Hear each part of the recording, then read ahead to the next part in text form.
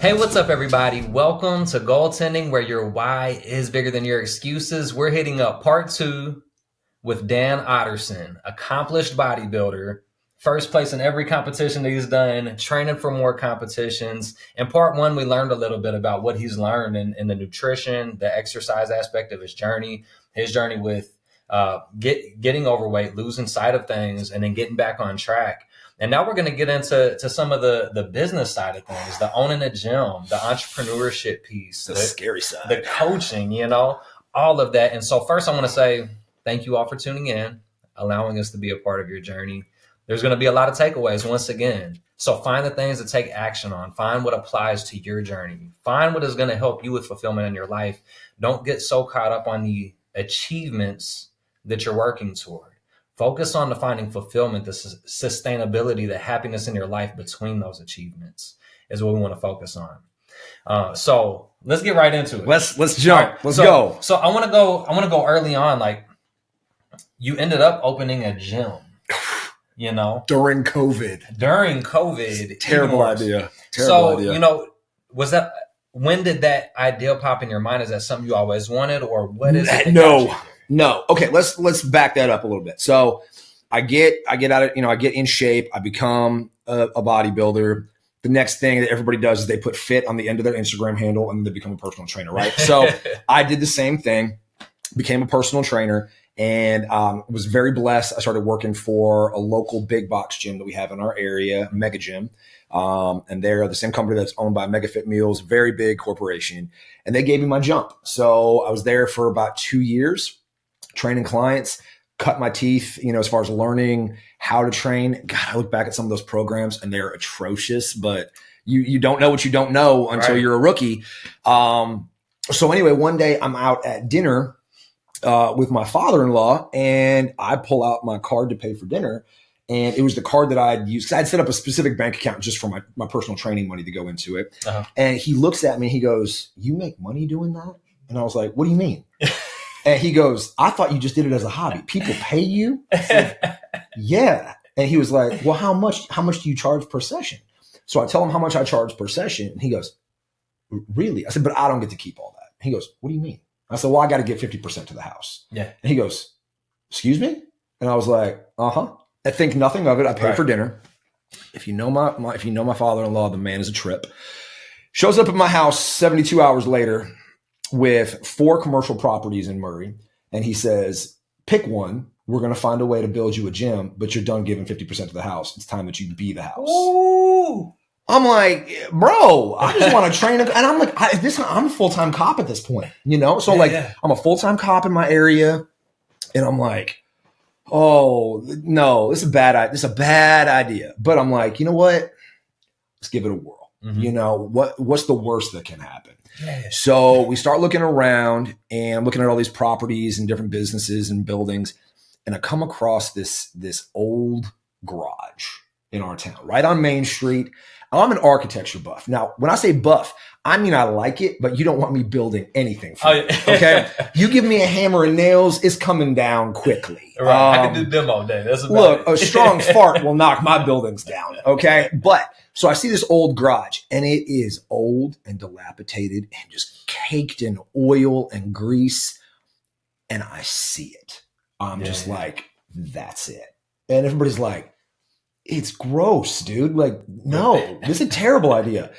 I remember I heard the story, the Giorgios, the family that gave me my shot. I don't know if this is true or not. I heard that they drove by after I had left, saw the building that I had picked, and was like, "This is not going to last. This is a terrible idea." Right.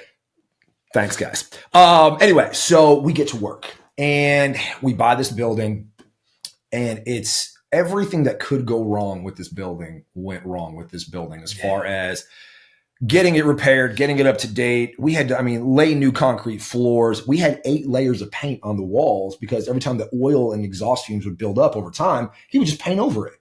So, we're scraping all of this. We're fixing the roof. We're getting all this craziness out of it. Long story short, in 30 days, we just revamp this entire building. Wow. And we go to work. And We were having nightmares getting equipment because this is all during COVID. So manufacturers are backed up. We got very fortunate. I have to give him a shout out. The owner of Redcon One, Aaron, has become a friend of ours. We were at his gym in Nashville. We had ordered from a company in Georgia for all of our equipment. And I kept getting this really weird gut feeling that something was going to go wrong. And he called me or he talked to me at the gym and he was like, cancel that order. I got a guy in North Carolina that can do your order. And he's the guy that does like the Marvel gyms and like all these other ones for like the movies. I'm like, I'm a little gym in Murray. He's like, no. He loves doing stuff like that. So we go down there, we meet Steve, who owns Super Fitness down there, outfits my entire gym, gives me everything I need. Wow. And we go to work. And so we, on a hope and a prayer, we opened this gym and it just went nuts overnight. All my clients from, the mega gym area followed me over there, which was great. Had another business partner at the time. She's moved to Florida. She's doing big things down there. But we saw a need to give people an opportunity to train in private. And it's funny, people say, well, you want them to train in private so they could grow. I said, no, I want people to come train in private so they can fail, but have the confidence to come back tomorrow and do it again. And that's the thing is most people go to big box gyms and they train and then they feel like they get made fun of or people staring at them. Now, I'm not saying that doesn't exist because obviously there's plenty of it on social media that proves that it is. Yeah. But I think people get intimidated by what they see or the clicks or the environment or whatever. And so they just don't do it. So we wanted to provide a one-on-one private facility for people to come in, train, grow, break down, become emotional, evolve and grow into their best fit self, physically, mentally, emotionally. And it's been a blessing ever since. Yeah. Well, as I'm listening to that story, first off, it's awesome, incredible. I love stories. Yeah. Like anything that has to do with like starting a business, there's such a cool story and journey behind it. But what I hear is a huge takeaway is relationships on every level. That is key. So you said, what did you say, your father or father-in-law? Father-in-law. So father-in-law first. Yes. He recognized something in you and recognized the opportunity there. Yes. And kind of helped push you. Yes. First in the beginning. Yes. Then you have these struggles and you have a relationship with Aaron from Redcon One. Yep. Helps you out with the struggle, connects you to somebody else who can help overcome a challenge. Yep. You're getting started. Business booms immediately because of relationships 100%. That you've established from coaching with people. Yes. And so in every single level of that journey, relationships sound like the most important piece to me. Almost. In coaching, if you do not have the ability to have a relationship with your client, get out of this game. I see too many people that do it because they want to wear shorts and a hoodie to work every day. They want easy money. They think it's just a fun job. Somebody's physical fitness, especially for myself, when I was walking that journey, it is such an emotional journey for some people. Yeah. You don't like what you see looking at the mirror. You don't like how you feel stacked up against society and what you see on social media. You have to walk that journey with that person and not only say, trust me, I've got you. Be there for them emotionally. Mm-hmm. Sometimes it's not about just counting sets and reps. That's the job. But I've had people tell me that their relatives have died on my floor. I've had people figure out they're getting divorced on my gym floor. I've had people just mentally and emotionally lose it because they finally just hit their wall of excuses and they can't take it anymore. And now they got to dial in on my floor. If you're not there to handle that for those people, you're not equipped to be, you're a workout buddy. You're not a trainer at that point. You're not a coach. A coach is there to get someone to be better. If you want to just game manage people, go run a Planet Fitness. But, that was the biggest thing is our clients will always tell you we walk every step of their journey with them. Right.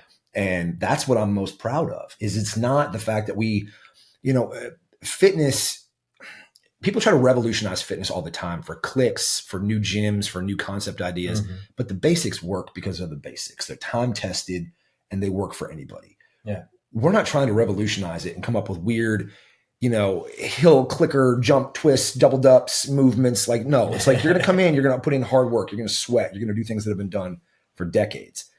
But at the end of the day, I'm going to be right there with you.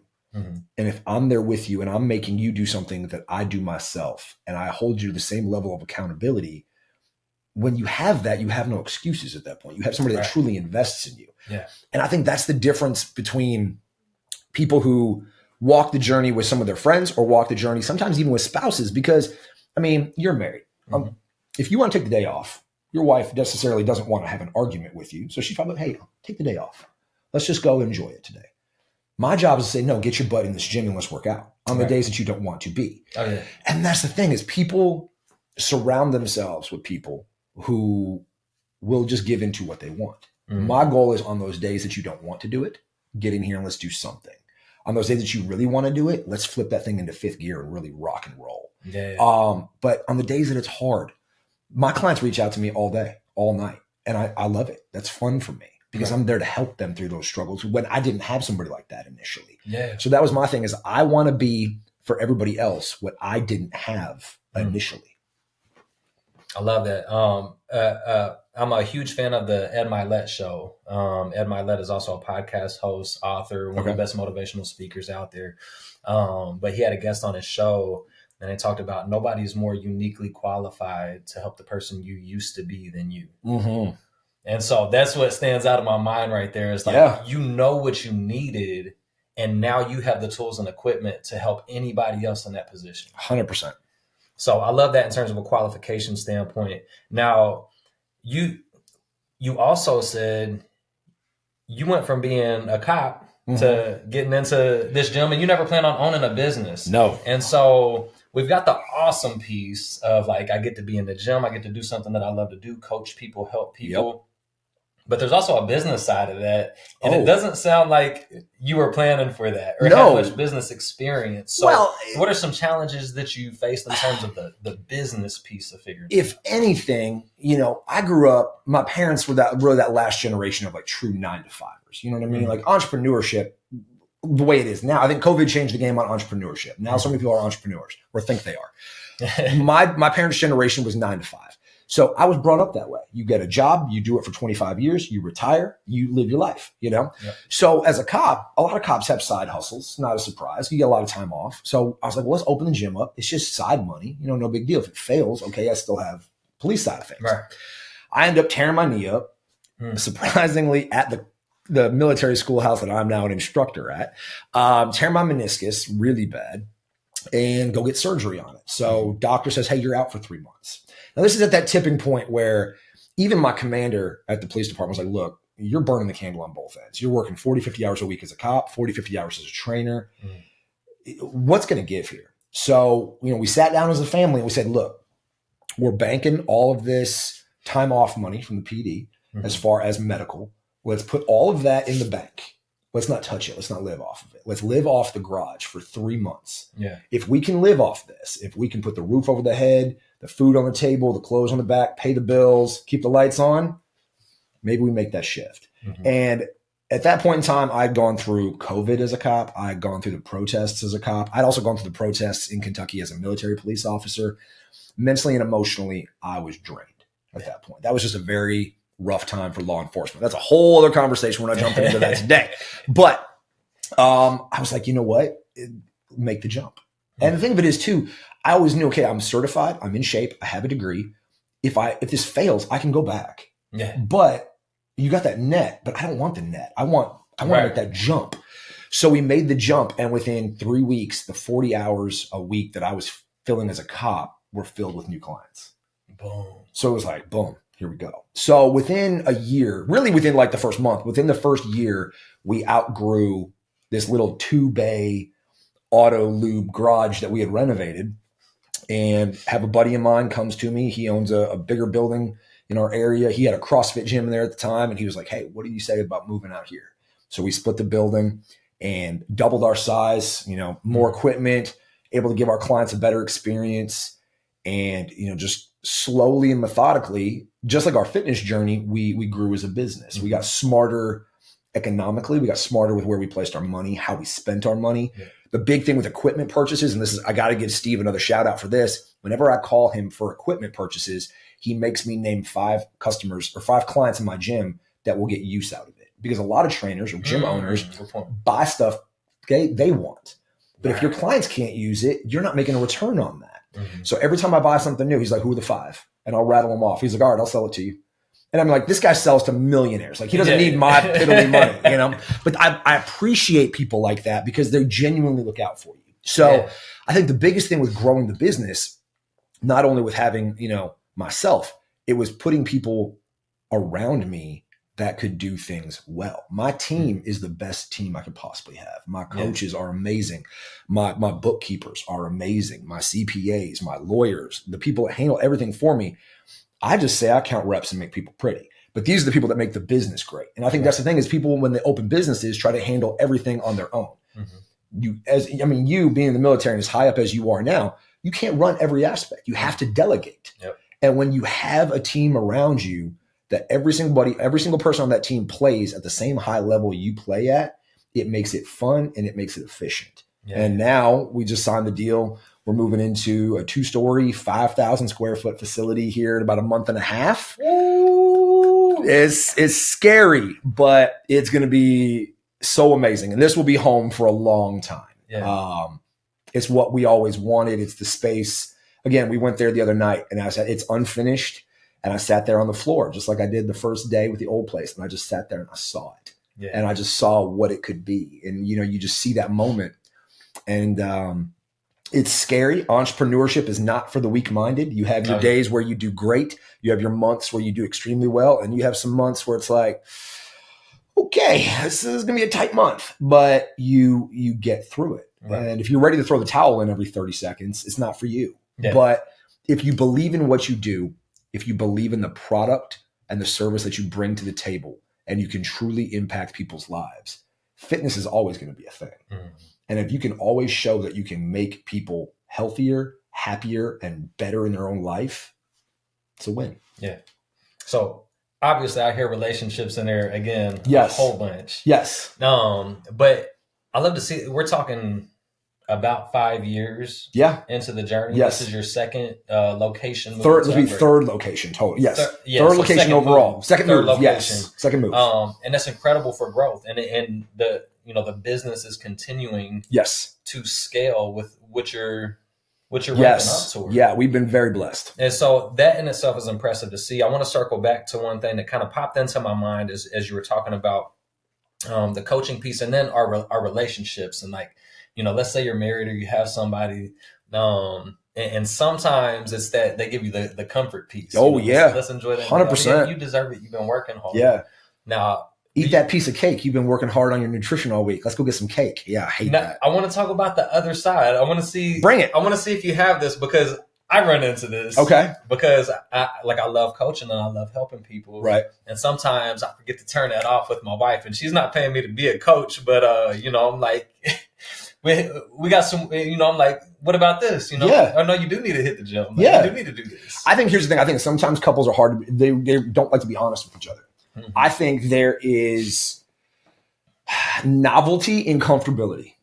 And I think that's the thing is I love the statement. I heard this the other day.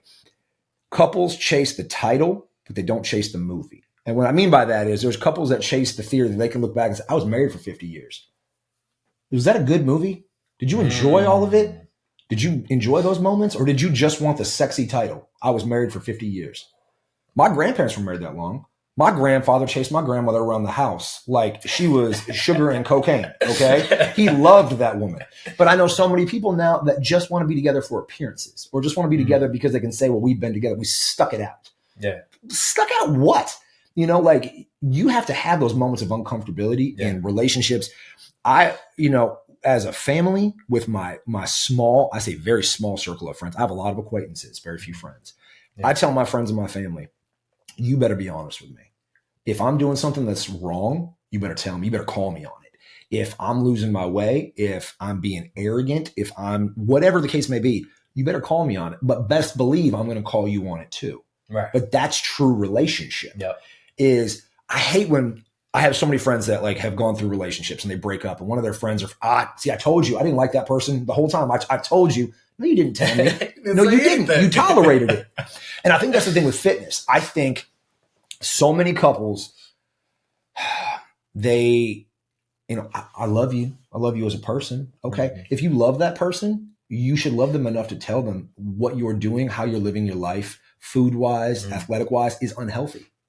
You don't love them if you don't tell them that. If you let somebody intentionally, if you have a spouse or a partner or life partner and they're in shape when you meet them and they get bigger, and I'm not talking like there's a medical situation or a car accident or something life-threatening, but if they start getting unhealthy, if they start taking on unhealthy habits, if they start getting unhealthy, not only just physically, but mentally and emotionally, you don't step up as a partner, shame on you as a person, because you don't love them enough to hold them accountable. And you know what? They don't love you enough to keep you on that same level of accountability. Right. That's very hard for some people to have those kind of conversations, to be called to task like that, but you need that. Right. And I think that's the thing as a coach. Now I'm at a point with my clients, when my clients aren't getting where they want to get, I used to take it personally. It's me screwing up. Where am I failing you? Mm-hmm. I only can lay the blueprint. Yep. You have to do the work, right? So I ask my clients, are you eating the way I tell you to eat? Are you doing what I tell you to do outside of the gym? If the answer is no, the conversation's done. Right. Okay. Now it's the same thing with relationships. If they're not holding you accountable, if they're not there for you, if they're not putting in that effort and you're not bringing that to the table, why? Why are you not doing that?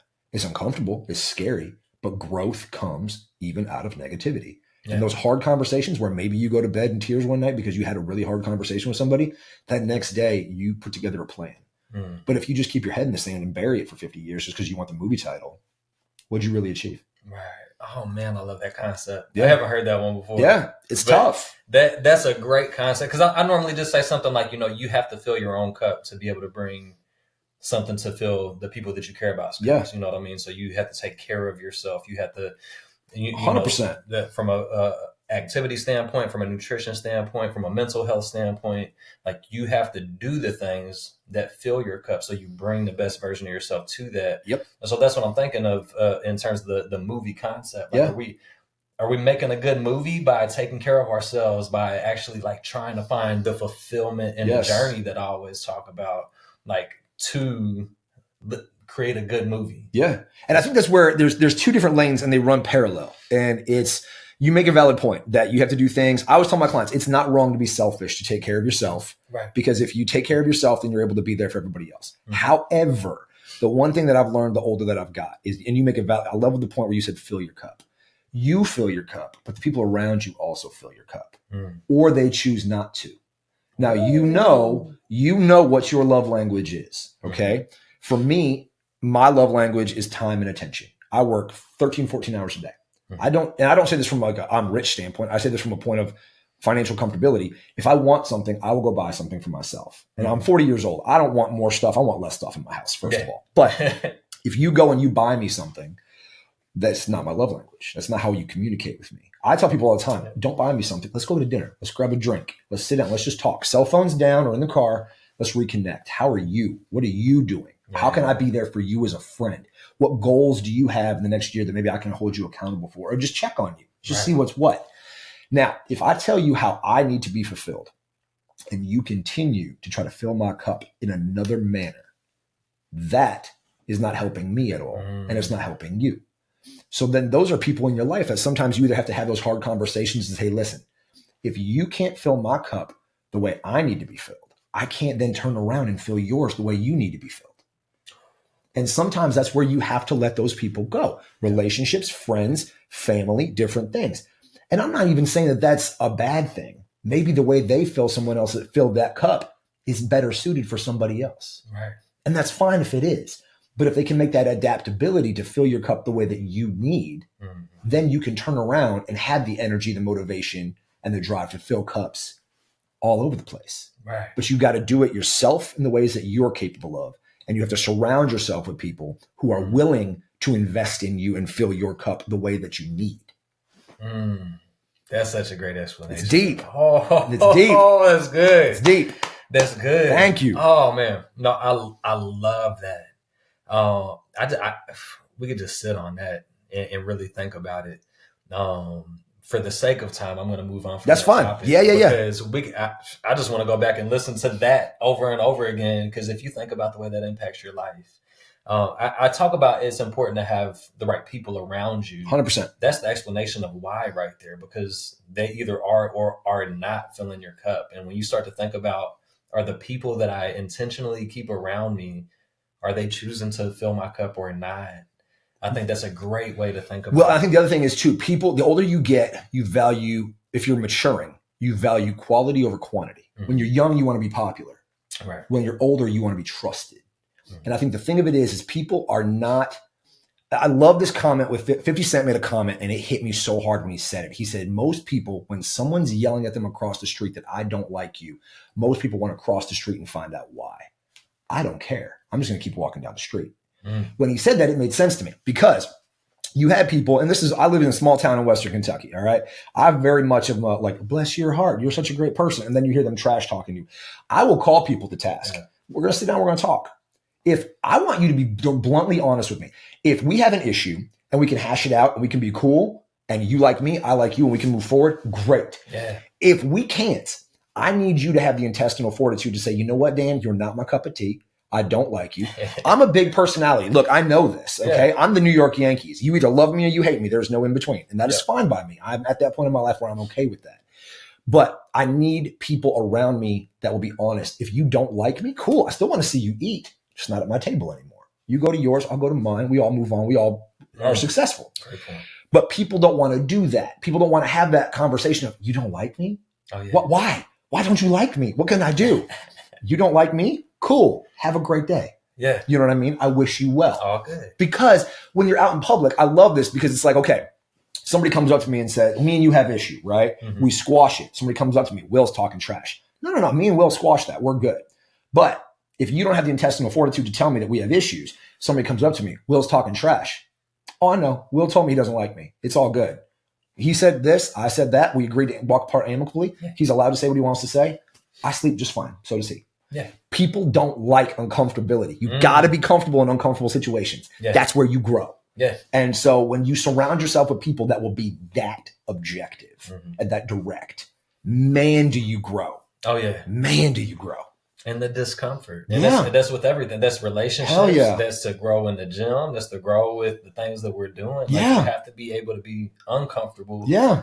I always say I like being the dumbest person in the room because it makes people be as smarter than me that can knock me down a peg. Yeah. If I'm the smartest person in the room, get me out of that room quickly.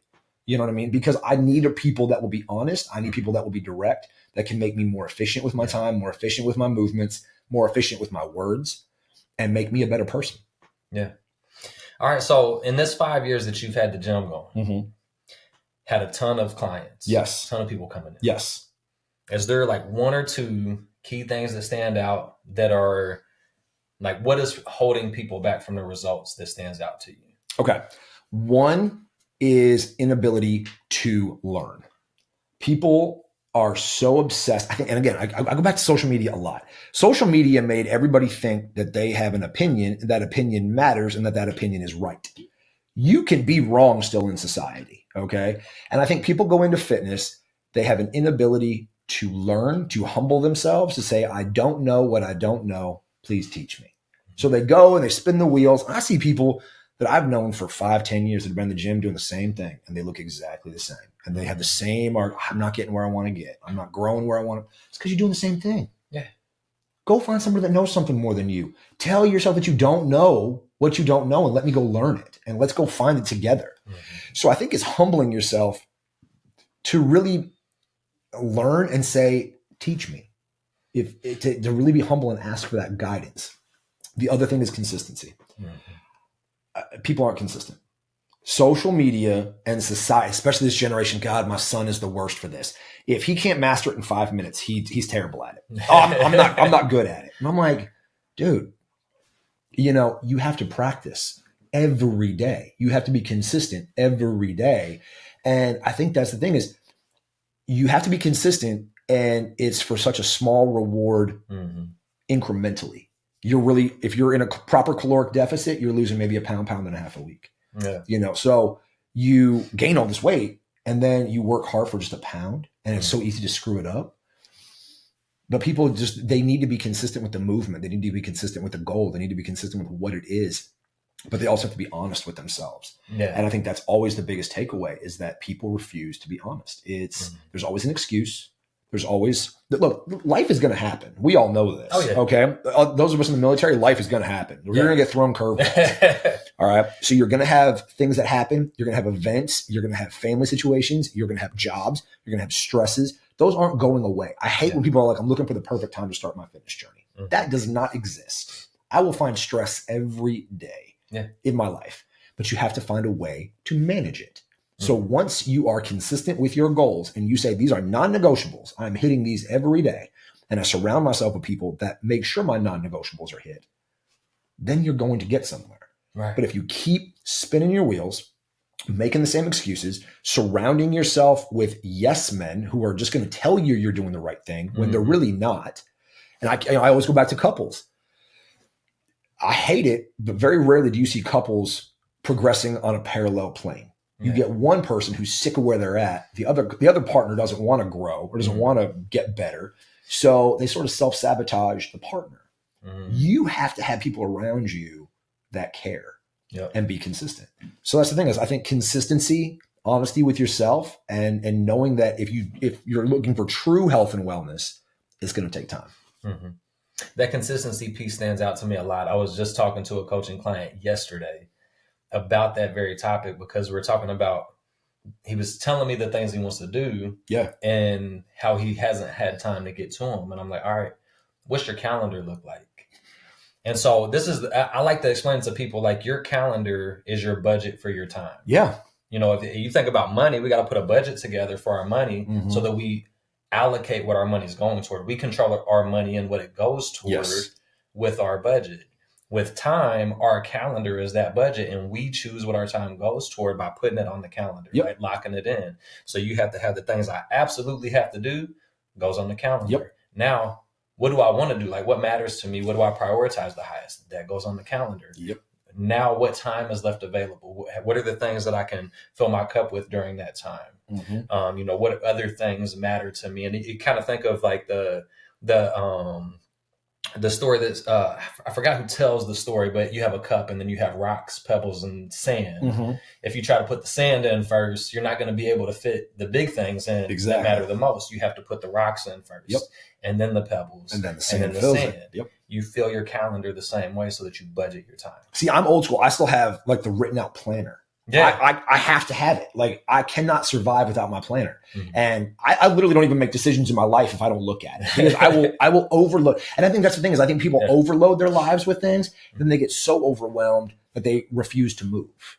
So I think that's the thing is, like, if you know what you need, go after what you need. Don't try to make it bigger than what it is. Don't try to over-evaluate what it is. Go after that simplicity of what it is. But like you said, have it planned out and have it in front of you. So again, it's a non-negotiable. But yeah, I'm literally week by week. It's in my planner. I know my day. I know my time. I know my everything. And I'm human. I still screw stuff up with my planner in front of me.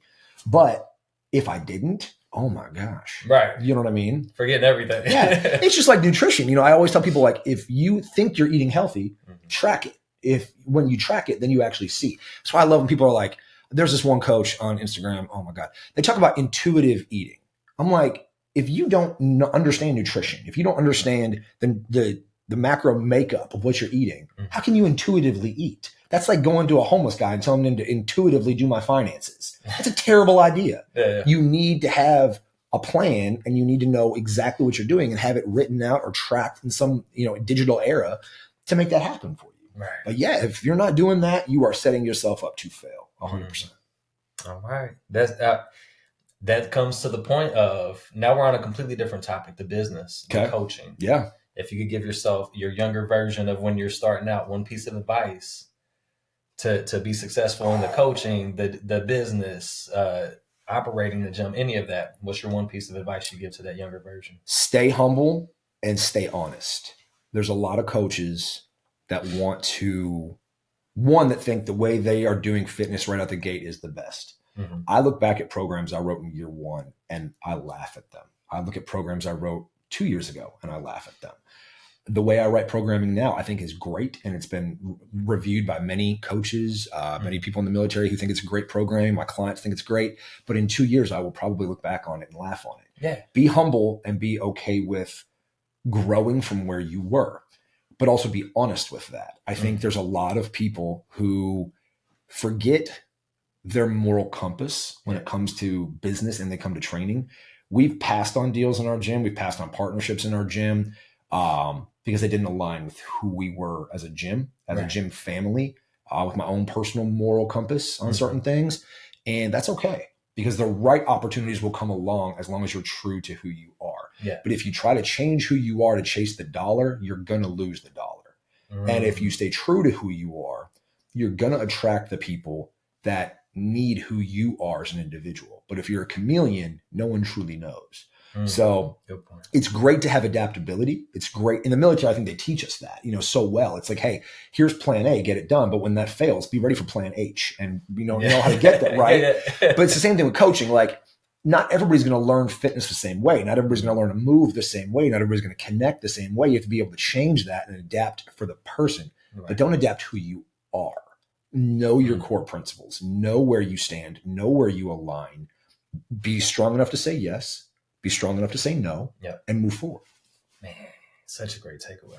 Such a great takeaway. I try. The time today is so valuable. The things that we discussed, if you all take that and apply it to your journey, it's truly going to make an impact in your life. I guarantee it. Yes. Also, be bald. It works. It's working out this way. I don't know if it's the bald thing or not. Maybe there's other things too, but who knows? It seems to be working. It's all right. We're doing things. Yeah. So this is your opportunity. Drop your socials, or best way for people to again, social media, Instagram is always a good one if you want to follow me personally. Danny Ocean on Instagram and TikTok. Follow The Garage on Facebook and Instagram. We're always, talking to people. If you ever have questions, even if you're not clients, hit us up. If you have questions on nutrition, training, whatever else, if you need some motivation, you just need a good word, you need somebody to pick you up a little bit, you need a, swift kick in the butt, we're always there for it. So follow us, message us, like us, follow him, and go from there. Let's grow together. Yeah. I'll drop the links in the comments. Dan, thanks again. Anytime. The time is our most valuable asset. You took the time to help people today. Absolutely. It means a lot to me. I hope it means a lot to you all. I know it should, because there's a ton of value. Make sure you all go like, subscribe, comment with your thoughts and questions to join the conversation, and let's grow.